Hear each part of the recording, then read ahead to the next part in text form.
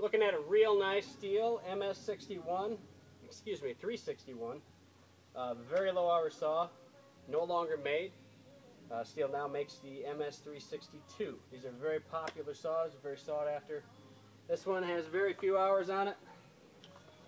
Very nice shape, very powerful. Decompression to the side. The newer AV mount setup. Just a really nice saw. Comes with a form-fitted case. Very nice shape. Holds up this 20-inch bar. Tools. I'm going to go ahead and make a cut with this. It's already warmed up and ready to go, so we'll fire it up and be on our way. Hit the deco valve.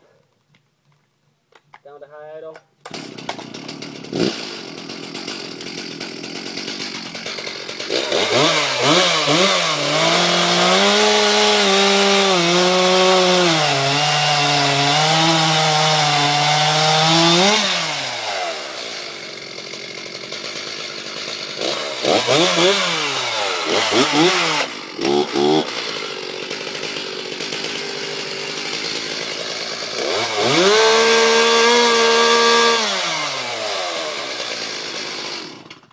Everything works as it should.